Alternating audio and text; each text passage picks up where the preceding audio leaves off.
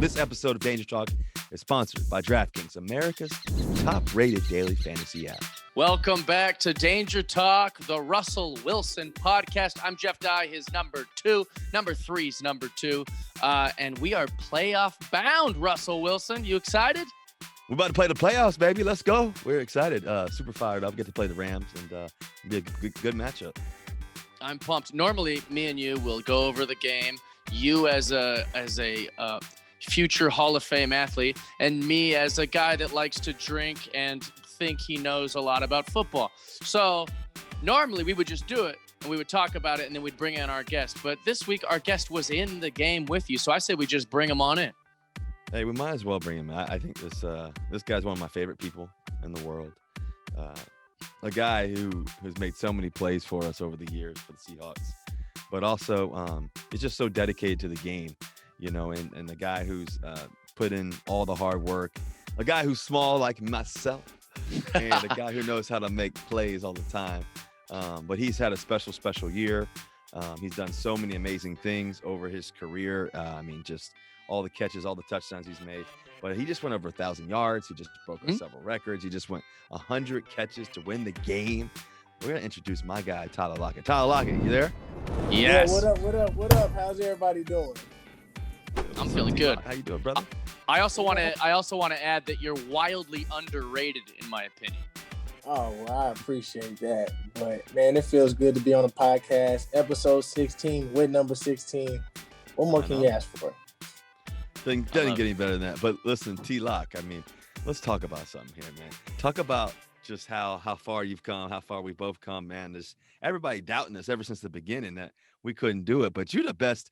Everybody talks about how quick you are, but I think you're the best toe tapper in the league. Talk about toe tapping. Talk about your toe tapping skills. Man, well, first off, man, you're right. We came a long way.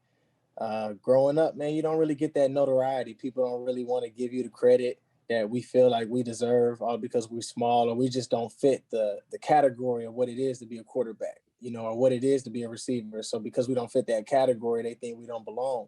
But that's not true at all.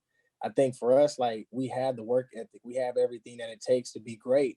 We just choose to redefine what it means to be a quarterback and redefine what it means to be a receiver. We don't have to have the attributes that they think make a receiver or a quarterback great. But what we bring to the table is something that's different than what any category could ever put us in. And so, yeah, man, I think for us, like, we let our light shine. We got that swag. We got that juice. We got that energy. And that's what makes us so great. And we got our faith in God. That's what puts us over the top. And when it comes to toe dragging, man, like, I practice it even when we're on walkthrough. When you're throwing the ball and I'm about to go out of bounds, or even when I'm not going out of bounds and nobody's there, I'm just dragging my feet, just practicing as I'm going to the sideline. And you never know. Practicing, it starts to become natural. And once it becomes natural, then it just becomes something that you don't even think about anymore. It's just instincts. Well, I think that, Jeff, I'm not sure if you practice your jokes all the time, Jeff, or not, which I'm actually curious about, Jeff. I'd love to know this and hear about how you get prepared for show, Jeff. But one of the coolest things for me is watching other teammates. And, I've been around some great teammates. I've been around some guys that could probably be in the Hall of Fame and some other great players, and just, one, obviously Super Bowl, been to 2 and all these playoff games. But watching Tyler go through his process, I remember, Tyler, when you first came in, just I remember you always go to the side and you'd always have your little ladder set up and you'd have your whole system set up, and you pre-practice, you're doing your little drills. And I'm like, okay, like, this rookie knows what he's doing. And you've been doing it every day since. And I think that's really admirable, because I think that consistency is really hard for guys to do. And it's really hard to keep that kind of high level consistency and to be able to do that. But you've been able to do that. Where'd you learn that from, first of all? I think it's more so for me, like, number one, it was always, I wanted to go as hard for God as I could. And number two, it was, I never wanted to be the one to put myself in a position to be the reason why we lost. I'm not saying that the fear of that happening, scared me, but I didn't want to put myself in a position I wasn't ready for. And so I would try to do everything that I could to prepare myself to say, okay, now I feel comfortable enough to do my releases. Now I feel comfortable enough to run my routes. Now I feel comfortable enough to be physical. And those things help me as I continue to grow within my own confidence of myself from within. And the more and more that I did those things, the more that they also became natural. And I found ways to be able to capitalize off of that. And I don't have to do it all the time like I thought I did, because I'm learning that I already know what it takes to be able to bring that side out of me. Yeah, it's definitely evident, man. And it's been fun playing with you. I mean, Jeff, for you as a comedian, I've always been curious because I'm not the funniest guy in the world. but well, I want to start by saying I'm 6'4" and I'm a horrible athlete because I didn't try hard. You know what I'm saying? Like, I didn't have that. Like, I need to work a little harder. I go, I'm tall, I can dunk it. So, maybe I should have been smaller. I'd have been more successful. Could you dunk, Jeff? I could dunk right now. Yeah. I'm 6'4". Really? I got gangly arms. It's easy. Okay, it's easy for him. But the rest I didn't focus on the dribbling. I didn't focus on the, I got to run down the court with it and dunk it. It's very embarrassing. So if you were going to compare yourself to a basketball player, Jeff, who would you be? I'd be like a big country Brant Reeves. I better be putting it right through the thing if I'm going to dunk. If I'm going to score. Tyler, you should see Tyler hoop. Tyler can shoot now. Tyler, who would you be if you're a hooper? I'm definitely Dame Lillard. Oh, nice. Dame, really? Okay. Yeah. All right. Cool. Especially with the pick and roll. Yeah. Well, I want to before we get too ahead of ourselves, because I love this conversation.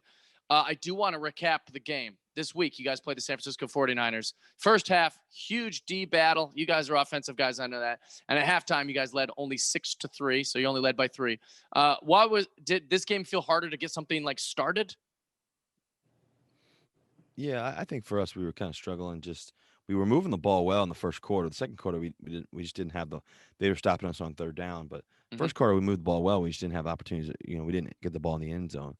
So I think that was the biggest thing in the first quarter. Tyler, I don't know what you think, but I think that anytime you're playing a divisional opponent, it's always can be difficult to get ignited and started, and they know what you do and vice versa, and they make some plays here and there, and next thing you know, it's the second quarter, and it's the third quarter.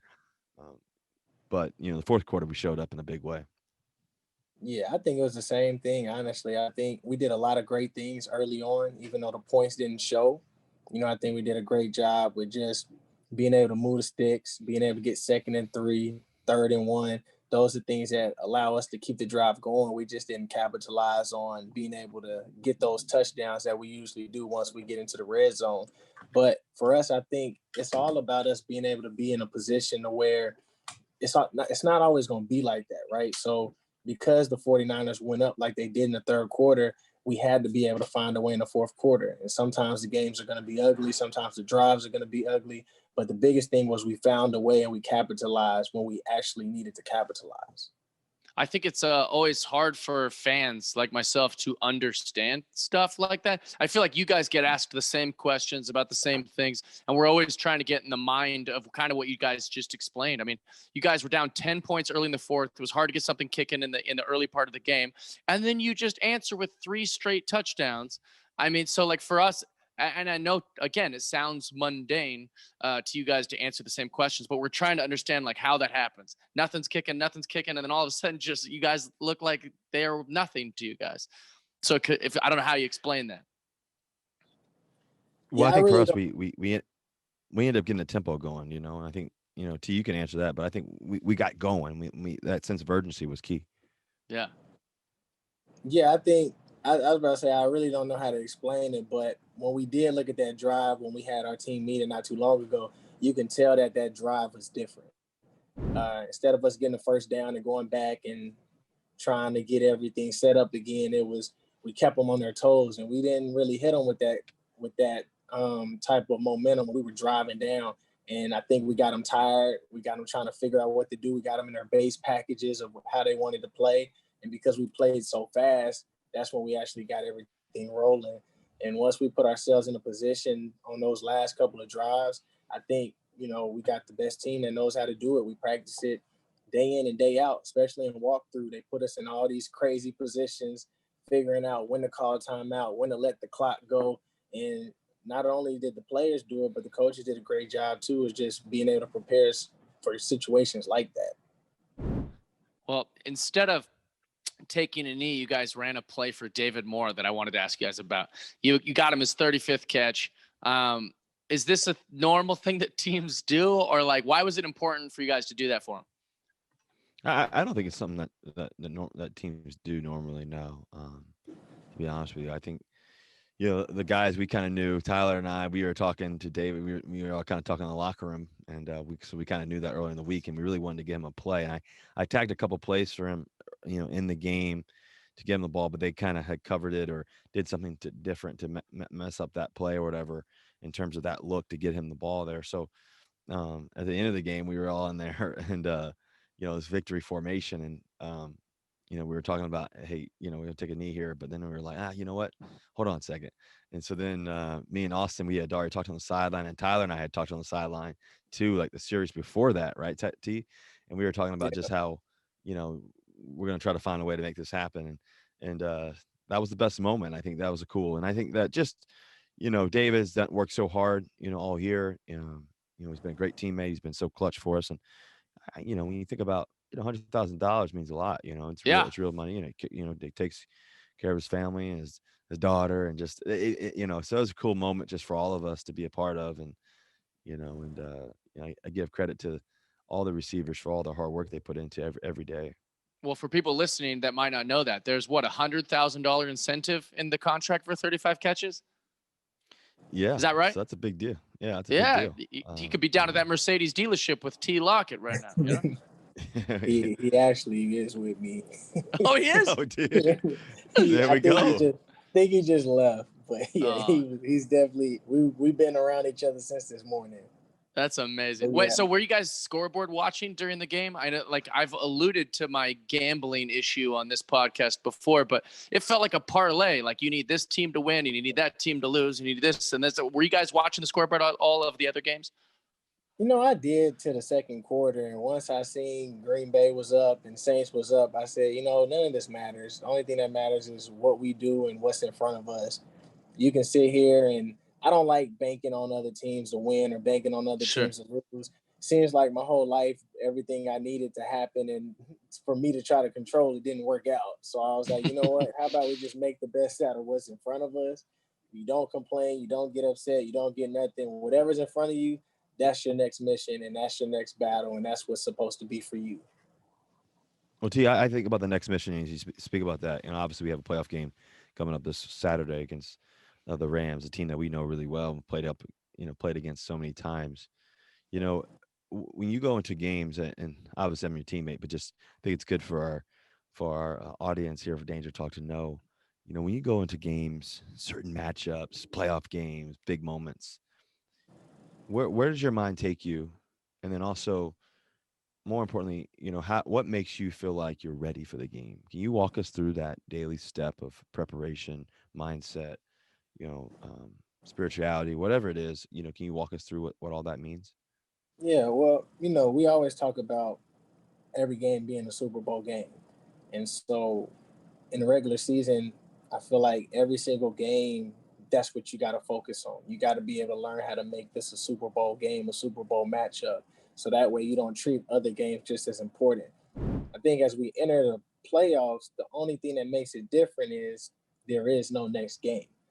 We might have lost the Super Bowl matchup in the regular season, but we had an opportunity to make it up the next game. So as we enter this playoff game, for me, the preparation doesn't change.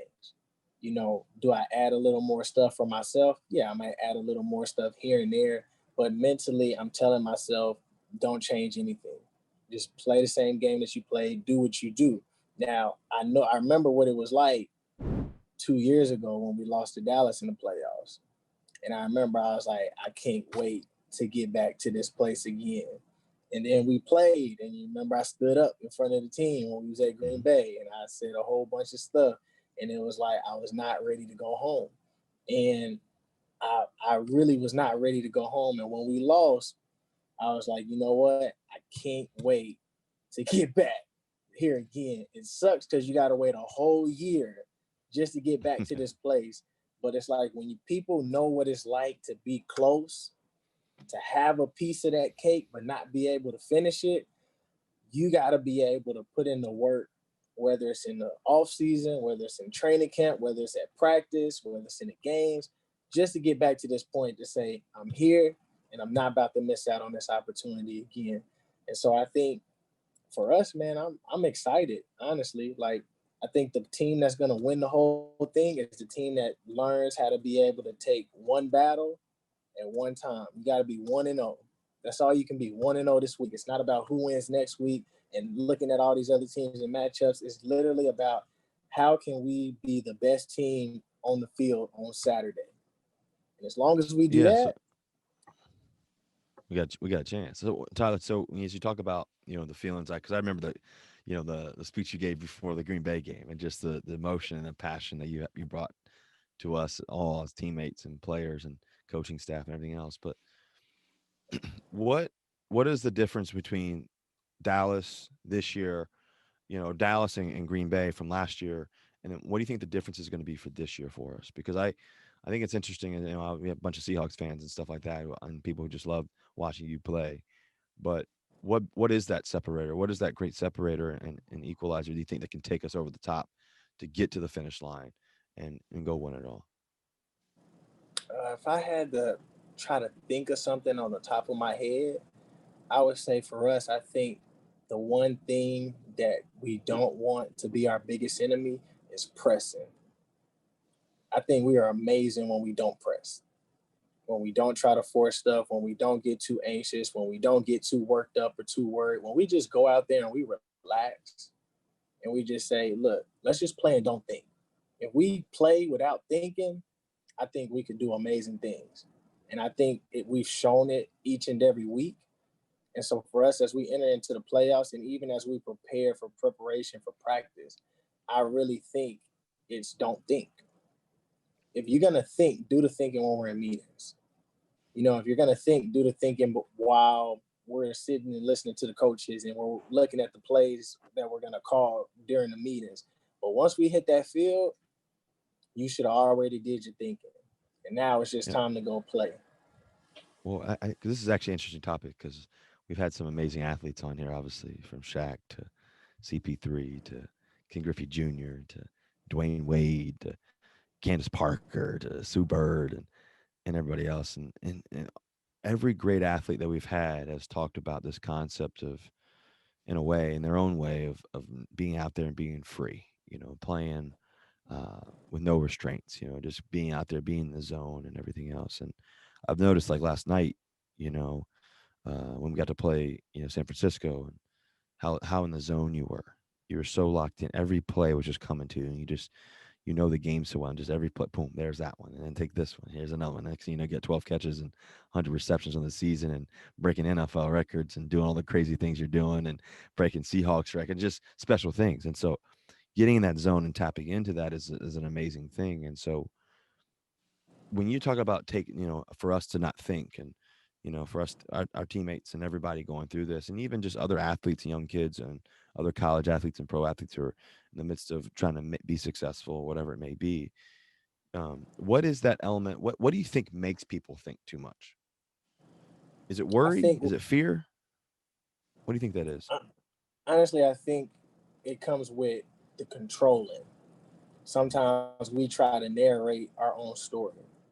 We try to narrate how we think the game is going to go or how we want the game to go. Oh, I'm going to shoot this three. I need this three to go in so I can get myself going. I need a catch to get myself going. I think sometimes we mentally psych ourselves out saying of what we need in order to get things going instead of just being able to go with the flow of everything.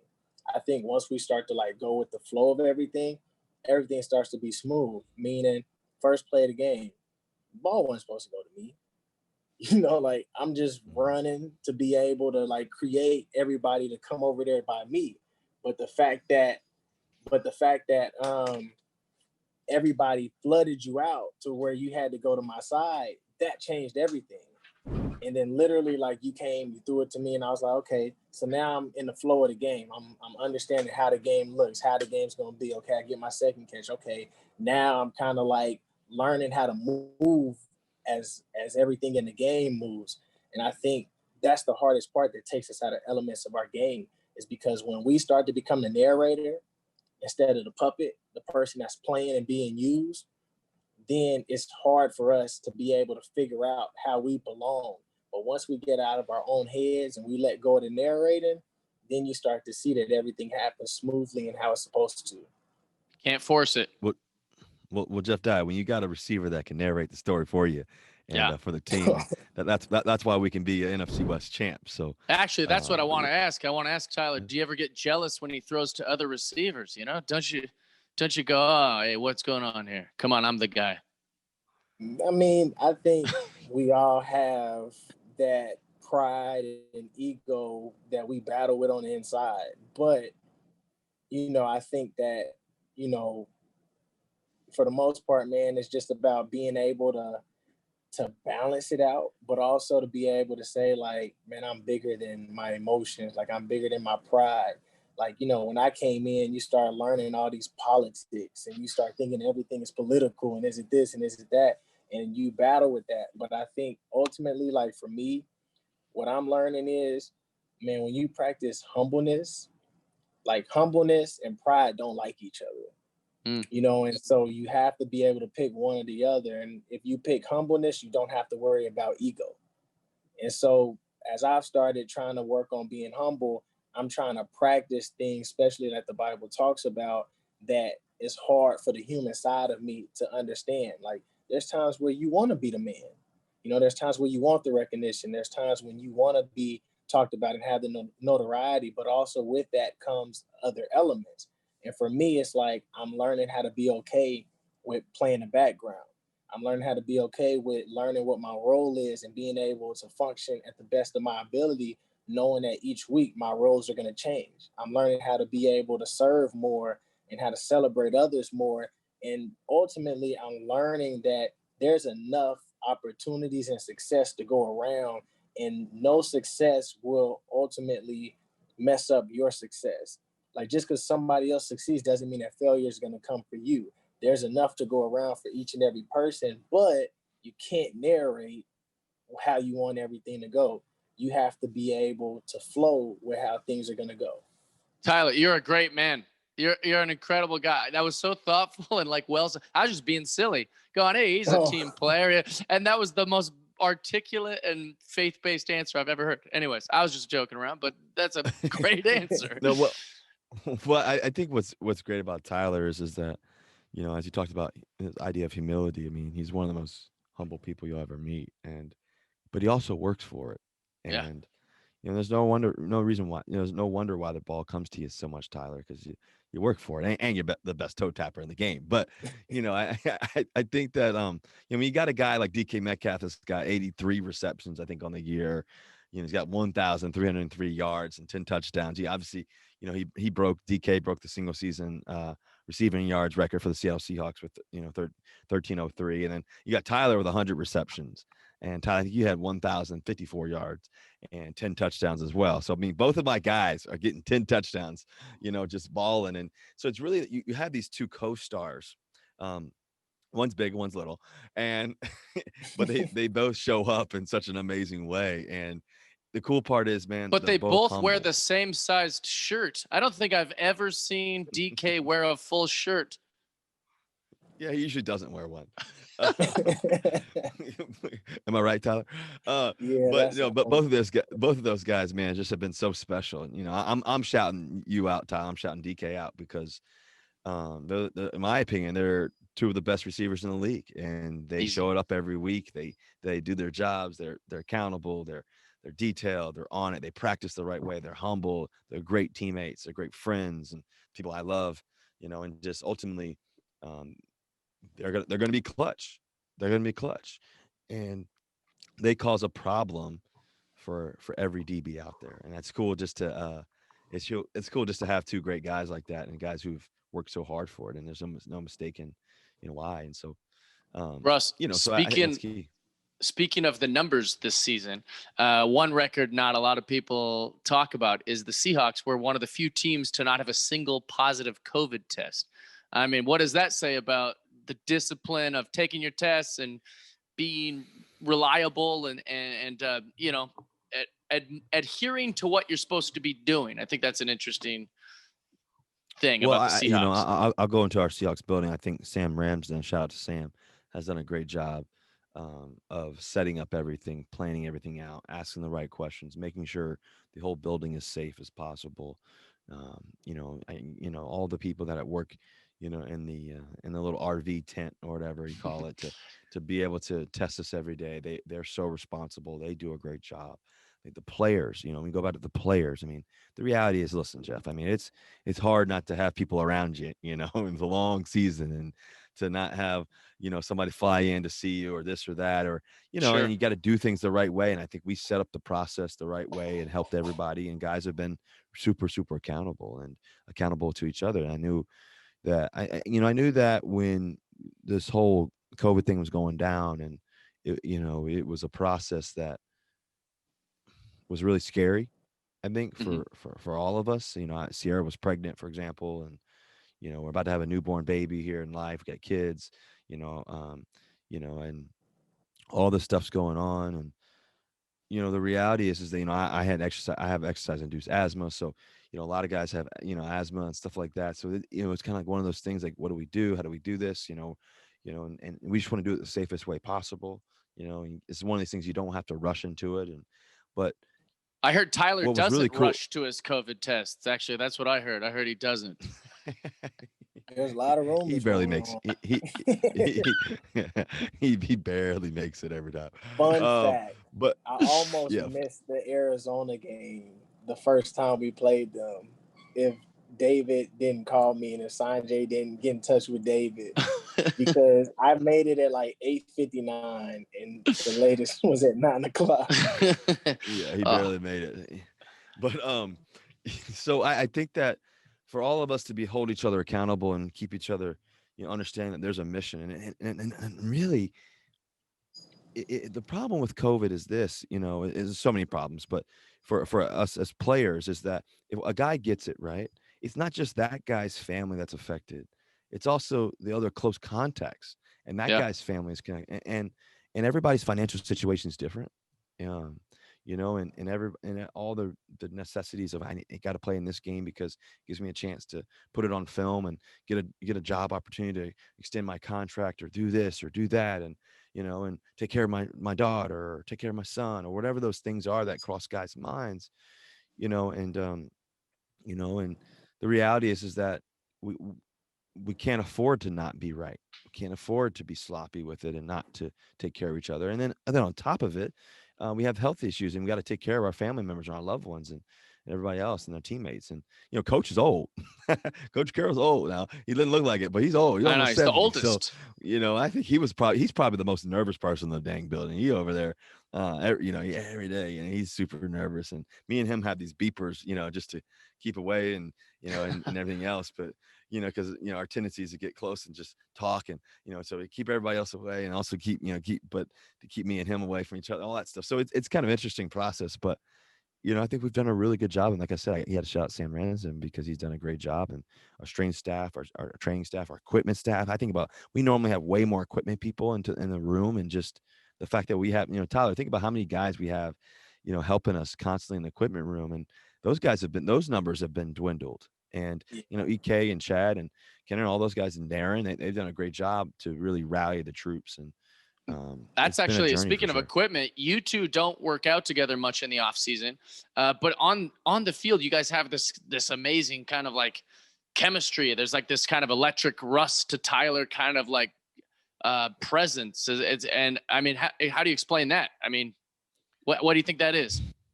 I told Russ I was gonna work out with him All in right. the offseason. Yeah, Oh, my bad. we were talking about this the other day in the I weight got room. I bad was like, info. Tyler, I'd be hitting Tyler, hey, you want to throw? It'll either be well, I can't, or not right now, or he'll just be busy, just whatever it may be. Well, if he Uh, wasn't in San Diego and he was in yeah, Texas where I'm at, it'd be It's easy. easier, yeah. he, but yeah, so me, DK, and Tyler, me and DK were joking with Tyler. You gonna come down to San Diego and work out? And he's I said, yeah, you coming? And so he's in. He's in for a trip. So we're Okay. gonna have some fun. But it's I think what makes it magical is, one, Tyler's so knowledgeable of the game. I think that's the biggest thing. The second thing is that, like, I would say this is actually the first thing, is it's just God. It's just God, because really, like, when I like sometimes, like, you can throw to a guy all day and practice, and sometimes it just doesn't work for some reason. I don't know what it is. But the magic that Tyler and I have, I can't explain it. I don't know. And it's been really, really special over the years. And uh somehow he just catches it every time. Like, even the ball that you caught, the first touchdown, Tyler, the other night, it's like that was a tight window. And you Yeah, even fixed your glove. Let's go back to that, Tyler. You're running, scrambling with me. I'm over there trying to dodge this guy and throw this guy off my shoulder and get off me. And I'm spinning out and running. And I'm trying to figure out where guys are. And everything's happened so fast. And I see Tyler adjust his glove on the fly. I think, Tyler, half your glove was off. So I ended up firing it to Tyler, and he catches it. Beautiful catch in front of Warner. But, Tyler, talk about just that and just the magic of just how the plays that you make, man, and just how that all happens. man. First off, that play was crazy because I did not think I was gonna get the ball. As soon as we ran the play, and I was like, okay. Then you started scrambling, and I ran the opposite way. So at that moment, I said, "Oh, he's grabbing me. I don't know if I'm gonna get there." But I said, "You know what? Play not over." So I kept running. Like Duke just kept grabbing me and stuff, and I'm like, "Man!" Then you threw it, and like a lot of people don't know, when you're a right-handed receiver, like me and Nate was talking about this. When you're a right-handed receiver and you're rolling out to your right, and you throw it to where we have to put our left hand out first, especially we're diving for it, like that's a tough catch. Like it's easy for a left-hander, but when you threw that and I was able to catch it, I feel like it was the ball that really made my glove do that. But the fact that like I caught it and then I was able to roll, and then I'm not gonna lie, that it hurt. Like the whole process of diving, catching, hitting the ground, I got the wind knocked out of me a little bit. And then that's when I turned around and said, "Oh yeah, that was you guys." I said, "That was nothing but you." And then Pete grabbed me on the side and he said, "You know, you made a lot of great catches, but," he said, "that one, I think that might have been your best one." That was a good And one. so all I could That was do a was good one. laugh while my stomach was hurting. Yeah, that one had to hurt. Um, Tyler, obviously this season's been crazy just with COVID and everything else, and all the challenges that we've had to face as a team, in culture, and just everything else that's going on. What's your perspective been on 2020? Just the life of 2020, and then take me into the season of 2020 with football, and just what this season has meant to you in particular. I think for football, man, like man, I didn't even know if I was gonna play. I was skeptical as well of whether I should put myself in a position to do that. And as I look at the end from the beginning, it's like I'm really grateful and thankful that I did.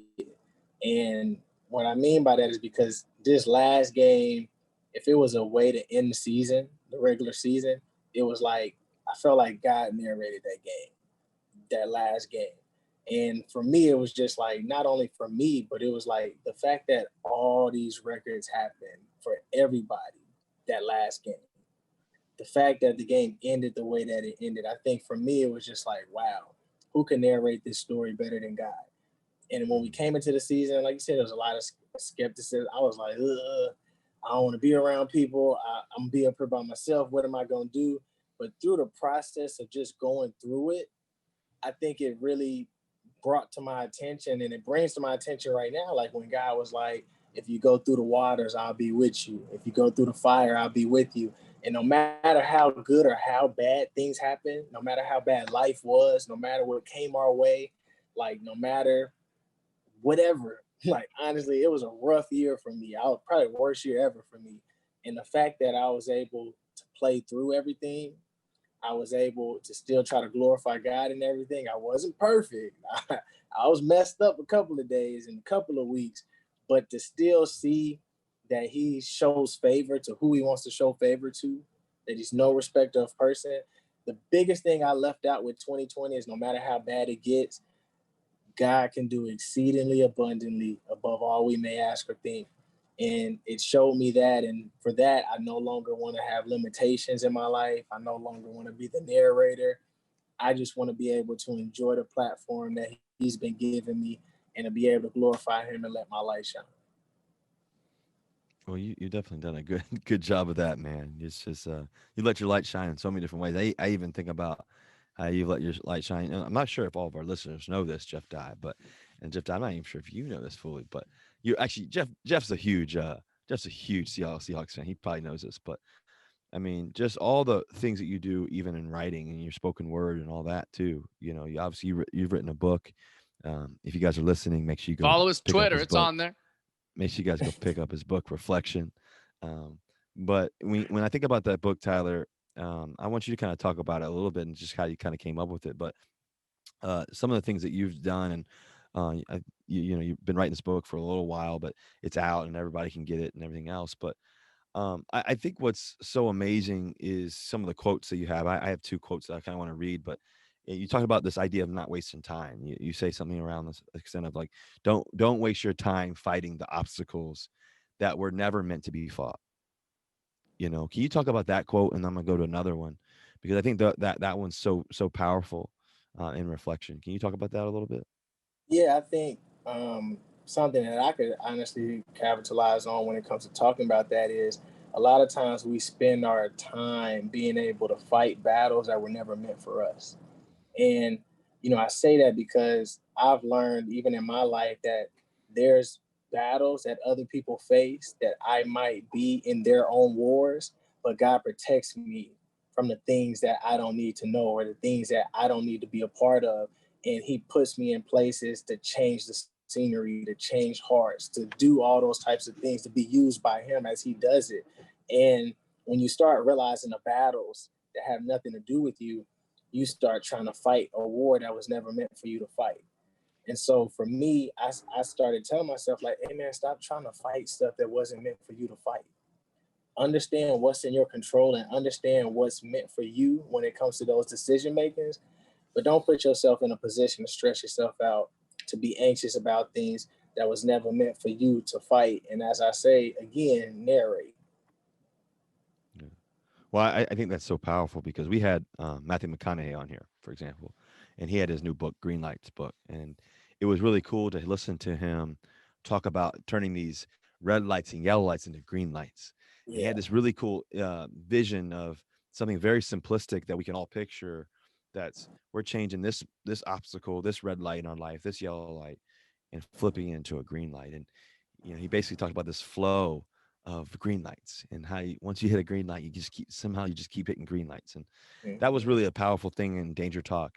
That was kind of one of our probably I'm not sure what episode it was, probably episode 8 or I think 7 or 8 or something like that. But it was a really good episode on Danger Talk with him talking about that. And I think with your reflection book and that quote in particular, and what you just talked about, kind of brings me back to that conversation.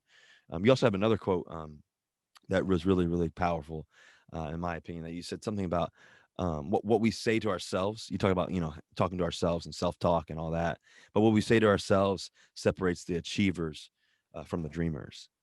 And I think that is a critical thing. Like if you want to be successful, to anybody who's listening to this, no matter if you're a doctor, no matter if you're a nurse, no matter if you're in school, no matter if you're a parent, mom, or dad, or whatever you're doing, or if you're a professional athlete or comedian, I think this idea of how we speak to ourselves and what we say to ourselves truly does separate ourselves. Separates the achievers from the dreamers, and I think how do you do that, Tyler? Do you have a tactical thing that somebody can take home? Because I know you're such a mindset person, and all that, and you're so in tune with your body and your mind and all that. But can you give us a situation, for example, that you've used as recent or past or whatever, and how you've actually talked to yourself to separate yourself just from becoming a dreamer, but really achieving those dreams that you have? Can you talk about that? Yeah, so I'll try to put it in an analogy. Let's see if this can work. I don't know if it's going to work. So, when you start off by watching a TV show, you have an idea of what it kind of talks about. But when you start it, you really don't know. So you literally have to just watch it, and you have to be able to go where the TV show takes you. I think for me, like, so a show for that for me is like Power, the Book of Ghosts right now. That's out. You might have an idea of where it's gonna go, but you have to meet it where it's at. You have to be able to go where it wants to take you, and you have to be able to use your imagination. For me, I've learned that when it comes to self-talk, you have to meet yourself where you're at.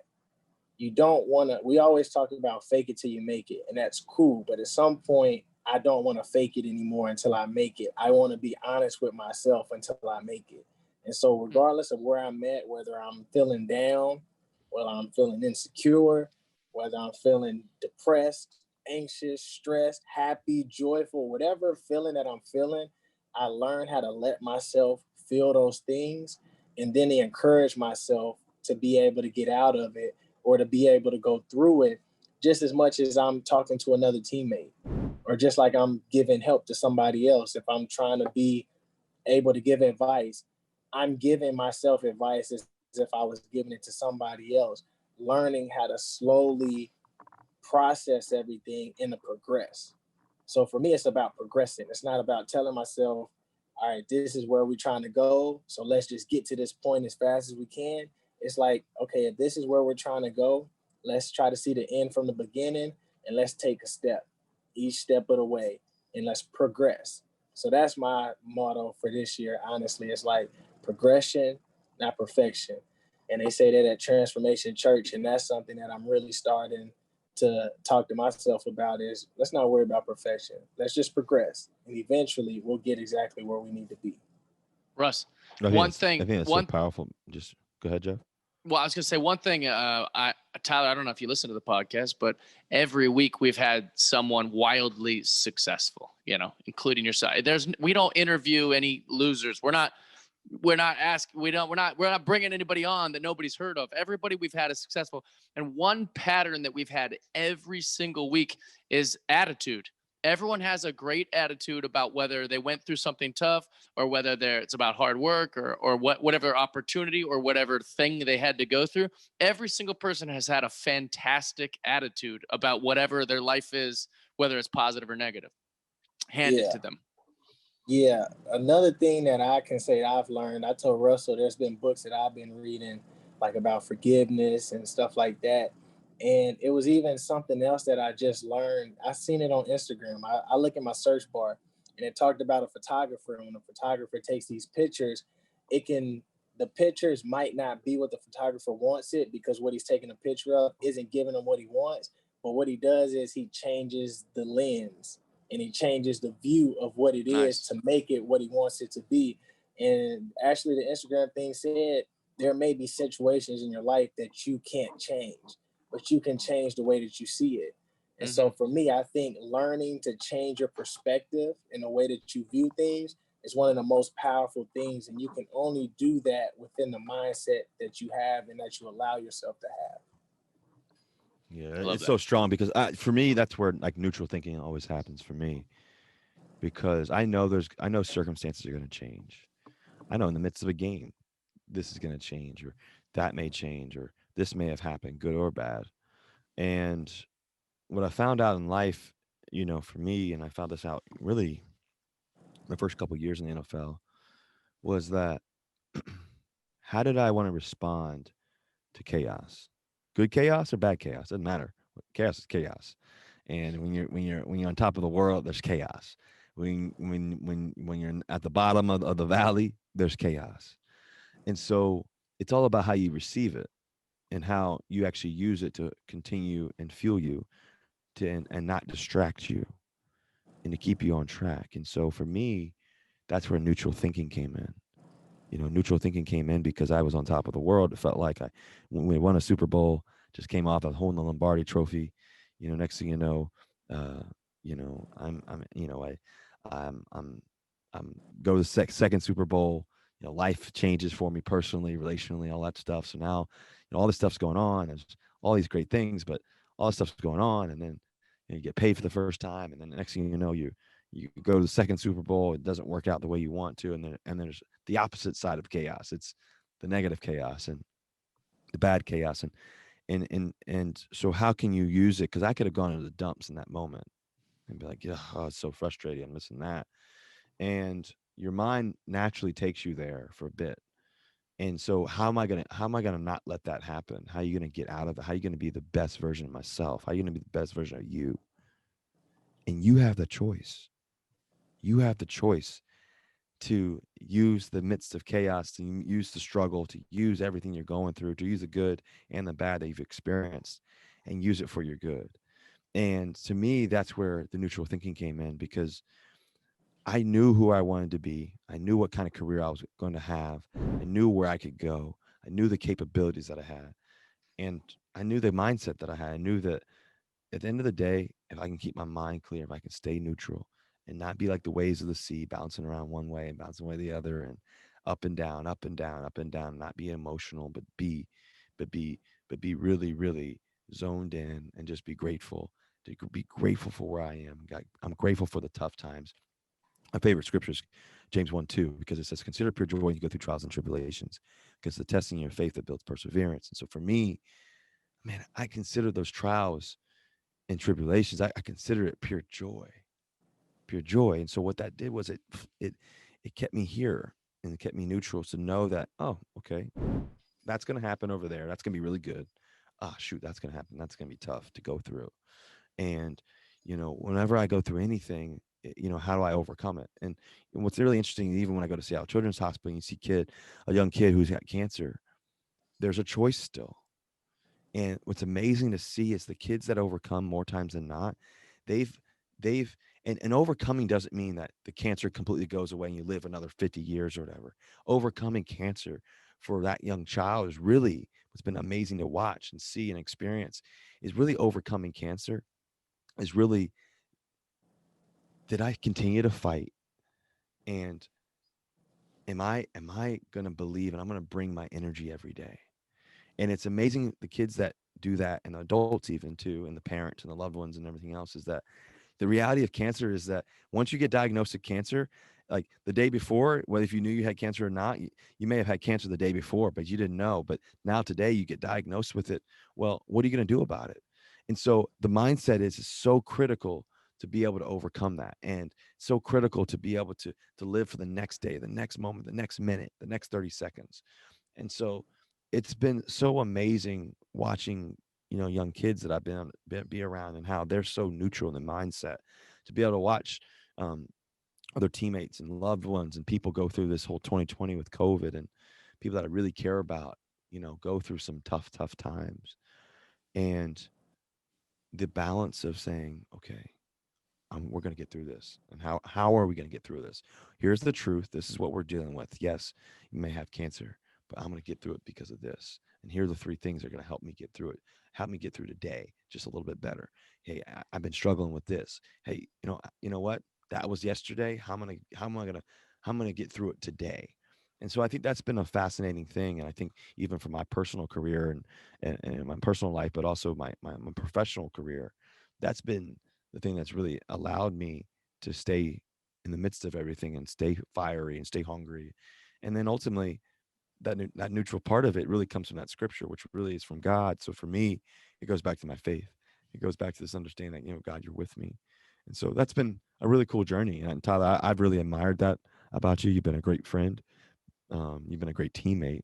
And a lot of that is because, one, your neutral thought process, but also because of the faith that you have, and how you speak life into situations, and how you speak life into other people. What people don't know about Tyler is, before we travel for every away game, we always have this, show, and Tyler gets up there and actually does this presentation about where the heck we're going. And with every city he has a presentation, and he does an amazing job. He does this PowerPoint thing and calls guys up, and it's just an amazing thing. And but what's really cool about it is that Tyler always speaks life into us, into our situation right before we go take the bus, and right before that day's practice, and right before we go hop on that plane and go wherever the heck we're going. If we're going to New York, or if we're going to Miami, if we're going to LA, no matter where we're going, Chicago, whatever it is, it's like, here's where we're going. And that's a really powerful thing. So Tyler, I appreciate you speaking life into situations and all that. It's been really cool to see. I appreciate that, man. I love doing where we're going. Sometimes it's a hassle, but it's extra work. But at the end of the day, when you look back at it, it's like, man, I remember when JB did it with me the first year. We were like joking about doing it, and then we actually did it. And we were like, bro, everybody think it's gonna suck anyway, so let's just try it. And first time everybody loved it, and then before, after that, we just kept finding different ways to entertain, and it became something that now people look forward to and people love to listen to and talk about. So yeah, just the fact that I was able to still do it this year, I guess 2 years, man. So definitely something that I'm glad Pete let me do, and hopefully he continues to let me do that. Yeah, it's been cool. It's been fun, and it's right before we hop on the plane and get ready for practice and all that. So, well, it's been cool. there's only so many cities. What if you go to Chicago again? Are you going to do a new Chicago presentation, or can you? Oh no, we took care of that this year. We went to Arizona twice, and the last game we had a game show. So. Oh, okay, yeah. So I was going to say, he changes it up. When you revisit cities, sometimes they're like, "We heard this material, but you're a good performer." I like that. Oh, yeah, he's got stage presence, baby. Hey, listen, I got to do this ad read real fast, Tyler. Give me a second here, and then we'll come back and we'll be finished this thing off with some fun questions from Jeff and now a little 2-minute drill here. Boy, it's been an exciting football season, hasn't it? I mean, literally think about everything that's been going on. Luckily for us football fans, there's still more action to be had. You may not have been crowned the champion in your traditional fantasy football league, but DraftKings is here to help you make it rain. DraftKings is America's leading daily fantasy app, paying out over $7 billion to their players. I said $7 billion. If you haven't tried DraftKings yet, head to the App Store now because you don't want to miss this. Draft your lineup and feel the sweat like never before. Every run, pass, catch means more with DraftKings. It's simple. Just pick your lineup, stay under the salary cap, and see how your team stacks up against the competition. Let's not forget that the basketball season is now in full swing, and DraftKings has us covered with millions in prizes up for grabs. If you haven't signed up yet, what are you waiting for? Get in the game right from your couch. Download the DraftKings Daily Fantasy app now and use code DangerTalk. For a limited time, new customers can get a free shot at millions of dollars in prizes this week. Don't miss out on this week's action. Enter code DangerTalk to get a free shot at millions of dollars in prizes with your first deposit. That's code DangerTalk only at DraftKings. Make it rain. Minimum $5 deposit required. Eligibility restrictions apply. See DraftKings.com for details. Tyler Lockett's getting a new car, y'all. He's sitting in the Mercedes dealership right now, about to get a new whip. If you can get down there, he'll sign Mercedes anything you AMG. want. Get a nice Mercedes AMG. Let's go. But listen, we got to look ahead. Obviously, the playoff game, everything else. Super exciting. Tyler, what are you excited about this playoff game in particular? Anything in particular? Honestly, I don't think it's anything particular, man. I think we already went in to the season with the unknown in front of us at hand, and we made it all the way to the end of the season. So for me, it's just I'm gonna go in with the same mindset, man. Just go out there, play, enjoy yourself, and just be there in the moment. Like, just be there, and everything else will take care of itself. Well, you'll definitely be there. You'll definitely be a key part of the game. You always are a key part of the game plan, all the things that you're able to do. I think this is my 16th playoff game or something like that. I think this is your 6th. We've been some several playoff games, so this is pretty cool. I mean, think about some of the all-time greats, Tyler. Isn't this crazy to think about? Some of the all-time greats haven't even been to the playoffs or haven't even won a playoff game. And it's fascinating to think about all the playoff games you've been in that I've been fortunate to be in. It's that time of the year, and it's time to really capitalize. And so hopefully we can, step up and play a great game this week, man. Yeah, I'm looking forward to it, man. You don't get too many opportunities to go to the playoffs. I think my dad might have went once when he played in his 7 years. And so it's like when you're there, it's not just enough to go to the playoffs, man. You gotta take one game at a time and be the one on top at the end. What did your dad teach you, growing up in terms of playing and your experience and all that, being where you are now and him playing in the NFL for those years? I think one of the biggest things he told me was, especially coming from college to the league, was he said a lot of times you go there, you see a lot of people who are great. You start trying to figure out how to add in their stuff to your game. And sometimes you lose your way out of what even got you in the league. And he was just telling me like, hey man, just be you. Being you is what got you here. Being you is why this team drafted you. Being you is why they want you to go out there and play. They don't want you to be like anybody else. They don't want you to play like anybody else. They want you to be the Tyler Lockett that they thought you were when they drafted you. And so that's something that sticks with me because if they didn't like my game, then they wouldn't want me to be here or a part of the team, because they wouldn't think that it would help take it to another level. And so for me, it's always be true to who you are, and don't let the game change you, the politics change you, don't let the people change you. Just be you and bring your light to wherever darkness it is or whatever other light it is, and hopefully we can make it outshine what it was previously. If you could define who Tyler Lockett is, who is Tyler Lockett? Be honest. I don't know. I'm still trying to figure out. Instead of trying to define myself, I rather take the time to listen to other people kind of define who I am. Honestly, I think that I change over time, but when it comes down to it, I want to be remembered as a servant, somebody who always wanted the best for each and every person, who wanted to see them shine before he even got a chance to shine. And so that's kind of how I see myself: humble at heart, loving, always want to see people do great. And even if that means that I don't do great, I'll take that. Yeah. Well, okay. You're definitely, you have a heart of servitude. You have a heart of servitude, and I think you have a heart to love. The way that you care for everybody, man, is absolutely amazing. That's what makes you one of the best teammates I've ever had, but one of my best friends that I've ever had, and people I've gotten to know. And just you're a direct example of what every young athlete, young kid, guy or girl should be like, and what they should aspire to be.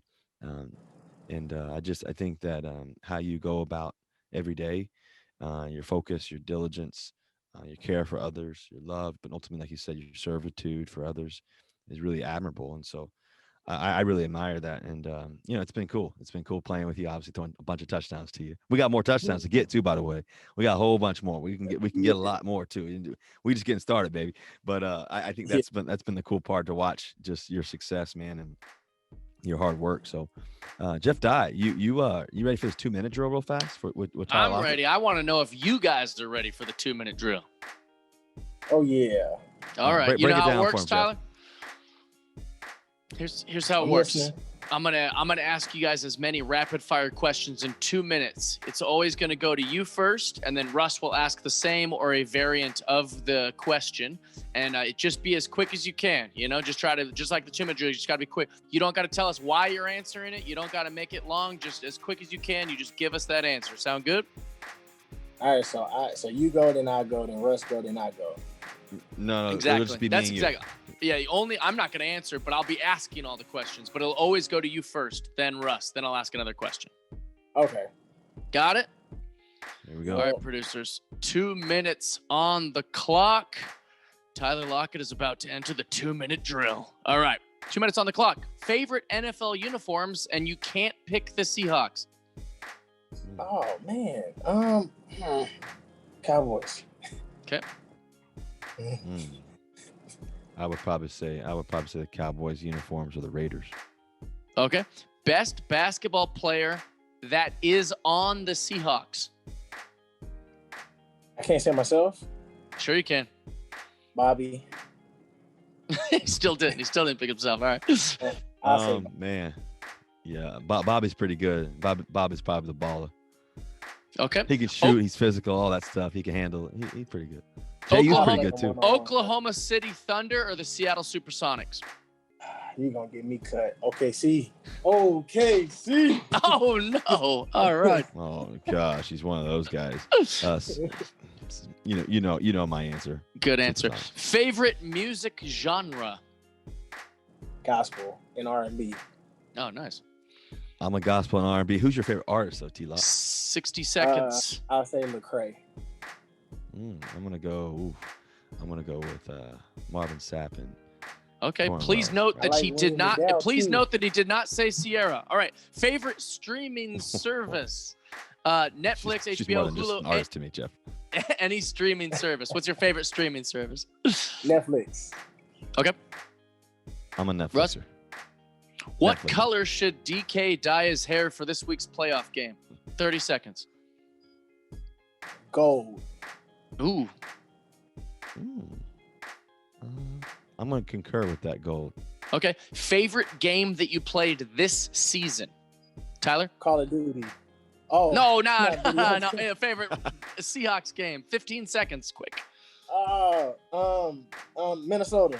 Okay, Russ, 5 seconds. Yeah, Minnesota was pretty fun. I'm gonna go with the Patriots game was pretty good. Okay, Patriots game was fun.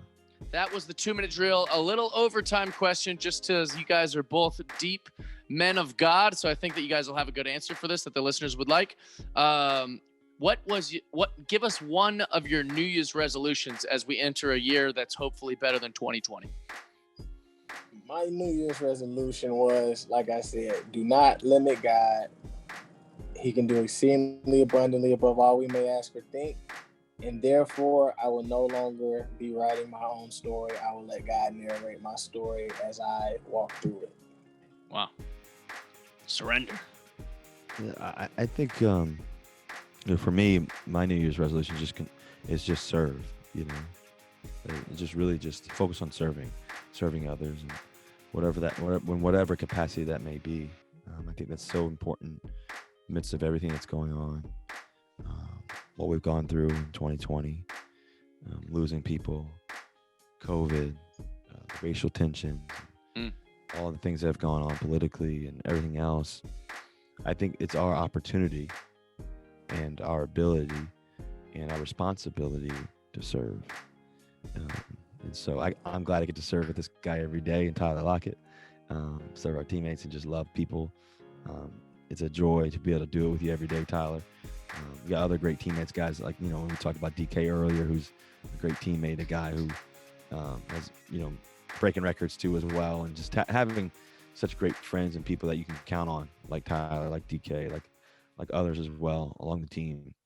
It's been really cool. And this year's definitely been challenging, but I think it's really important that we serve. And speaking of serving, Tyler, well, my New Year's resolution was for a season 2 of Danger Talk. That was just my New Year's resolution. Yeah, I like the way you think it. So we brought our A game. We've had some amazing guests here, Tyler Lockett. So can I read this list to you, Tyler, just so you know? Yeah. Can you hear just who we've had on there, just so you know, where you are? I know you're a humble guy and all this kind of stuff, but we had Shaq in the first episode. Okay, talking about his experience. He's a police officer. I didn't know if you know that, Tyler, but he's a police officer. He's done all these amazing things. But Shaq was on our hair. We had John David Washington. We've had Randy Moss. Randy Moss talking about his successes going deep. We've had some all these amazing guests. We had CP3. We had Candace Parker on here talking about being a woman and being such a great athlete, and just the idea of a woman's sports. We had Seattle's finest, Ken Griffey Jr. Okay, I think Jeff Dye, that may have been your favorite. I'm not sure, but I was starstruck, so I dropped the ball that episode. I looked like a fumbling idiot. Everything else was fine. We've had some other amazing guests like Matthew McConaughey. I talked to you about his new book, Green Lights book, and just how he talked about in every scene and every time he gets on set, it's like he gets lost in it, and just how he gets lost in the scene, and they call cut, it's a wrap, and sometimes he lost a lot of times. He's like, wait, what are you talking about? It's over. And so it's fascinating to think about that. Yeah, we've had Joe Montana, one of the greatest, if not the greatest quarterback of all time, on Danger Talk, talking about successes. Seattle and San Francisco a little bit too. We've had Mike Tyson right before his big fight. Mike Tyson was able to talk to us, and that was a lot of fun, actually, him talking. But also he talked about how he got inspired by Muhammad Ali, and got choked up. He got choked up. It was really emotional, and just how he saw Muhammad Ali. He was in the jail, actually. Tyson was, and Muhammad Ali walks into the jail, and just how it really emotionally, inspired him. I think also we had Mark Cuban talking about business and life, but also his responsibility as a team owner and what that was. We've had my love, and your girl, your sis over there, Tyler, Sierra. She was on the show, talking about all the successes that she's gone through being a young girl to her successes, and now as not just a CEO and entertainer, but also as a mom and so many other things. We had Dwayne Wade on here. Dwayne Wade had some amazing perspective that I really pulled on and really gravitated to, and he's become a really close friend. We've had Erin Andrews, her experiences and the big game with Richard Sherman and that interview, to all the way to how she got to be able to do what she's been doing, and don't ever talk about me. Business. Yeah, she's created a new business. She's created a new business, and so that's been really cool. We had Sue Bird. Sue Bird was, one of the coolest because of how she really slowed down the game, but also slowed down life, and how she's really processed everything. And obviously, her being one of the greatest basketball players of all time, men or women's, she's been special. And I rocked the Sue Bird jersey that day. So, we have a special connection. Jerry Rice was on the show last week, which was really cool. For episode 15. I mean, I go from Jerry Rice to Tyler Lockett. Season how finale, good could this be? Tyler Lockett. I like it. Number 16, episode 16. And it's been fun. DraftKings has been our sponsor, and it's been cool to be able to do these 16 episodes. But what's been really cool is just how inspired I've, been by so many amazing people. And so it's been really cool. So Tyler, I'm glad you were able to finish up here with episode 16. Nah, thanks for having me, man. It's an honor to be a part of that, and hope you had a great time as much as I did. Yeah, I also would like to note. Yep. I would like to note that all the greatest wide receivers have used their iPhone with just anything in the background. Like we set all this up, but Randy Moss, Jerry Rice, and Tyler Lockett have all just kind of rested their phone on a thing and been like, no, you got me. I'm ready. We see the background of just a wall or like some weird office. Hey. It's a simple wins, baby. Mercedes office. That's part of being the great ones. You say, listen, we'll do it on the iPhone. I'm all good. Yeah. Hey, well, listen, Tyler. Just to end the show, man. We, speaking about servitude, we always, Good Man Brand, my brand and all that stuff. We've, been able to do some cool things there. But just one of the things that we always do with Good Man Brand, we always donate. Anytime somebody buys a pair of pants or a hoodie or a shirt, a pair of shoes, whatever, 3% of the proceeds go to NU Foundation. We donate all those proceeds to Friends of the Children, and it's been an amazing program. And we've been donate over millions of dollars, $1 million and more because of it.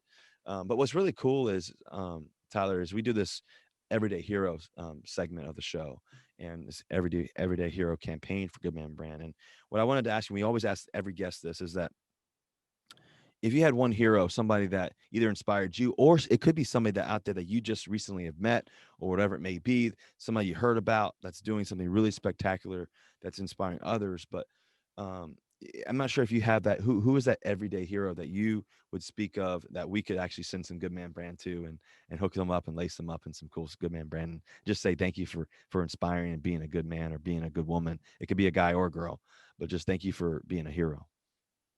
Yeah, man. Since I gotta pick a human, I would probably say, you said it could be a woman. Yeah. Mm-hmm.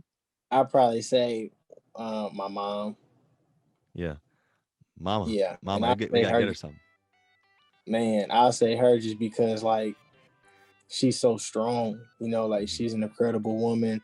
You barely even hear her complain. Like, I don't really hear her complain at all. Like, she'll talk to me here and there about stuff, but just to know, like, growing up, how hard things was, even, her and my dad had me like at 17 years old.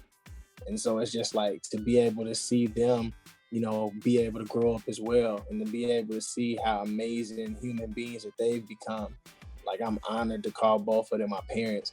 And I just think that my mom is amazing just as much as my dad. And so if I had to pick somebody, I'd definitely say my mom. Well, you know what? We're going to have to send some Good Man Brand. Just send your mom something. Maybe we'll even send you something to your pops too, and just say thank you. But man, just your inspiration, Tyler, to so many. Your inspiration to me. I know Jeff Dye loves you too.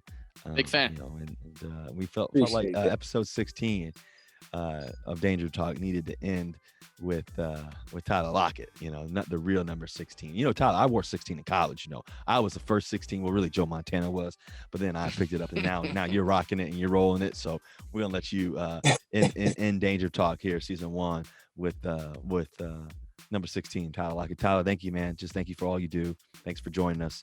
And we're NFC West champs. We're about to play in the playoffs. Yes. And my guy's got 100 receptions and over 1,000 yards, balling. So let's keep it going, Tyler. I appreciate you, man. 10 touchdowns. It's been a great year. 2020 was good to you, even though there's challenges. You've won the weight, man. You've done an amazing job. So I just want to say thank you for being a great friend, great teammate, but also being somebody that kids can look up to. So Tyler, love you, brother. Appreciate that, man. Love you too, and congrats on your record too. I appreciate you, brother. Let's get going. All right, man. I'll see you later, Tyler. All right, see you. See you, Chow. See you, bud. See you. I mean, Jeff Dye, we just have one of the greatest receivers in the National Football League join us. My teammate, Tyler Lockett. We've had some, Tyler Lockett and DK Metcalf breaking records left and right. David Moore getting that extra catch. I mean, it's been a special week. And then going into playoffs, it's a big week, obviously. But this season, Jeff, has been great because with Danger Talk, just because I think we've learned so much. Heck yeah. We've learned about hard work. We've learned about how to achieve and how to sustain success, but also that everybody on this, every from episode 1 with Shaq all the way to episode 16 with Tyler Lockett, to all the other greats and some of the women that we've had on here that have been amazing, with Sue Bird and Candace Parker and Erin Andrews, to all the, the business leader of Mark Cuban, to, the thought leader, in my opinion, the visionary of Sierra, to just Ken Griffey Jr., I mean, the greatest swing of all time, to some of these amazing people, to actors like John David Washington, Matthew McConaughey, to arguably the greatest football player of all time, and Jerry Rice, and guys who have changed the game and created the Euro step and all the things that Dwayne Wade was able to do, to Mike Tyson knocking people out. I mean, we've been inspired. We've been inspired in so many different ways. And I think what's really cool about Danger Talk is that we've been able to have real, raw conversations and intimate conversations, in this setting where we can actually get to know people and people get to know them and where they come from. And knowing that, we all have challenges. We've all had obstacles to overcome. We all will have obstacles to overcome. But how we choose to focus on them and how we choose to bring others with us and just serve, as Tyler talked about today, for example, and how we gravitate and how we turn those red lights and yellow lights into green lights, like Matthew McConaughey said, to just, just really believing that we can be great at anything that we choose to be great at. And I think is something that I've really learned and been inspired by with Danger Talk this season, and in a challenging year, in a very challenging year, and to see how people are overcoming it. And I love the Everyday Hero segment too, just because, that we do with Good Man Brand, because, the reality is it's not just like giving out good clothes, but it's really about people inspiring others. And so it's been cool, just the experience, and I've had a lot of fun with it. So. And as a guy who lives in the world of funny, my whole job, my whole career, my whole lifestyle is about how do I make this funny, or how can I be silly, and how can I whatever. It's been nice to take each week to be around people like yourself who are inspiring and not afraid to talk about their faith, or not afraid to talk about what drives them or their legacy or any of those things. So for me, and hopefully for the listeners, it's affected them emotionally or inspirationally to be around people that are winners, that are also not afraid to talk about what makes them great and what makes their life great, and attitude and things like that. So it was really, for me, it was incredible also. Yeah. Well, listen, it's been a good journey, and it's been a blast, and hopefully we can win this Super Bowl. What do you think? You got a chance? We got it. Yeah, man. Of course. I never doubt you. I think we got a chance, my man. In Russ, we trust. Let's go. Well, anyways, listen, all the listeners, Danger Talk, season 1, episode 16, finished up with Tyler Lockett, the real number 16. It's been special, and we'll hopefully see you guys at the end of the playoffs. Yes, sir. And hopefully we get a Super Bowl ring and a Lombardi trophy to bring home to Seattle. But this has been a blast. We got to thank all of our sponsors, DraftKings. You've been amazing. You've been great. Super grateful for all your support, all your help. We thank ESPN. You guys have been amazing. To all the producers at ESPN and all the teammates. You guys have been amazing. To my team, West to East, with Daniel Mogg and Peely and Adam. You got people you don't get to see all the time. You guys have been amazing. So I thank you all. Jeff Dye, co-host, you've been great. You've been special. Thank you for all your hard work. And it's been a great year. And praying that 2021 is a better year for all of us. And for all the listeners, keep believing, keep striving. Greatness is in store. Just the best is ahead. Just know that. Keep speaking it. And remain neutral, because there's going to be challenges. But remain neutral. And I love you guys. And hopefully we get to see you next time with a trophy and a ring. I'll see you guys later. Danger Talk. We out. We out. Peace.